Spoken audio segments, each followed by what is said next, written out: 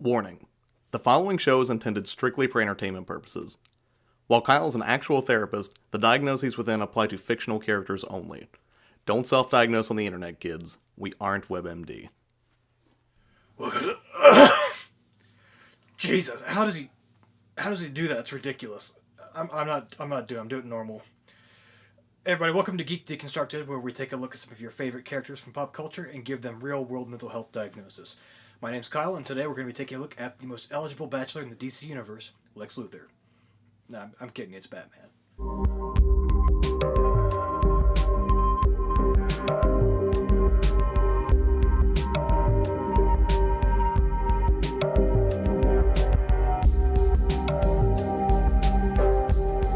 So, Batman is, as we all know, Bruce Wayne from Gotham City.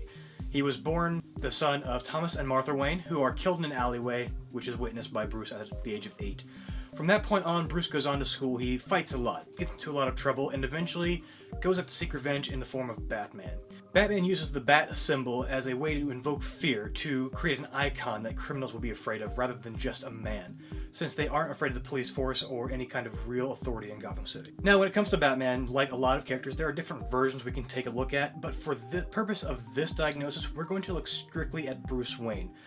We might in the future take a look at like Thomas Wayne or Terry McGinnis or whoever else we have as options. But for now, we're focusing primarily on Bruce. Now, obviously, when it comes to Bruce Wayne and Batman, we obviously are going to take a look at trauma. However, Bruce Wayne / Batman does not actually meet criteria for an adjustment disorder, acute stress disorder, or post-traumatic stress disorder. He does have some of the criteria, like flashbacks and acting out. However, he never meets full criteria for any of these particular disorders. So because of that, I don't necessarily want to ignore the trauma, because that would just be silly to ignore all the trauma he has gone through in his life. So we're going to take a look at an unspecified trauma disorder. Now that basically means that the person might meet some criteria for other trauma disorders, like I said, the flashbacks, the acting out because of the trauma, but they don't meet full criteria for anything in particular.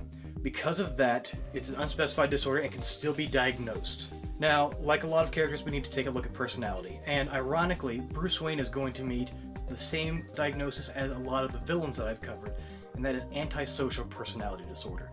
Now, antisocial personality disorder, as we talked about before, is defined as a pervasive pattern of disregard for and violation of the rights of others, occurring since age 15 years, as indicated by at least 3 criteria. Now, as we've already talked about, Bruce Wayne does kind of get into a lot of trouble as a kid. He fights a lot, goes out and does whatever he wants, and that kind of covers that age 15 years part. Bruce Wayne meets criteria 4 for antisocial personality disorder, and that is irritability and aggressiveness, as indicated by repeated physical fights or assaults. We see this all the time in the movies, the comics, everywhere. Bruce Wayne, as Batman, gets into a lot of fights. He's very aggressive. He goes out in the streets and finds criminals and just beats them down, beats them mercilessly, often sending them to the hospital, breaking bones, whatever it may be. Batman's also going to meet criteria 5, which is reckless disregard for safety of self or others. Now we see this because not only does he have a lack of disregard for safety for himself, because he's out there fighting crime, getting into the thick of things, he also really is kind of disregarding the safety of the people he's attacking, the police force, and the Bat family, so to speak. He brings in Nightwing, Robin, Batgirl, just a slew of other people who have no dog in this fight, but he brings them into that world and really doesn't seem to care what happens to them. Now, we do see occasionally he does care if something happens, but if he really has a lot of disregard based purely on the fact that he's bringing them into that situation.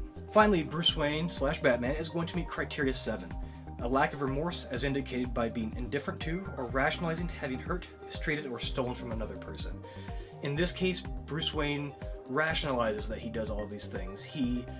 These people are criminals, they deserve what they get. He's hurting them, and he's using that as a rationalization, even though a lot of these people may be mentally ill.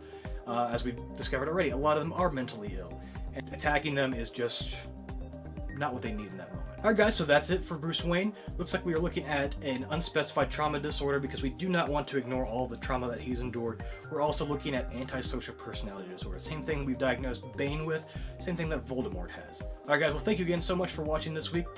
Join us next week. We'll be taking a look at Superman because Batman vs. Superman does come out here in a few weeks. Make sure you leave a comment below, let us know who you want to see next. And like, comment, subscribe, all that fun stuff, and we will see you next week. Thanks. Bye.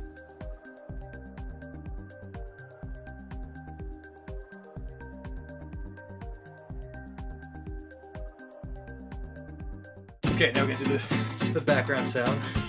Oh, Jesus, thing is the... God. Ah! Oh, God. Yeah. Did I get it? How does Superman just rip the eye makeup off with the mask in the trailer? That's how strong Superman is. Yeah. He's so strong he tore off his eye makeup. Yeah. Maybe it's Maybelline. Yeah, maybe it's Maybelline. Put this back on for a second.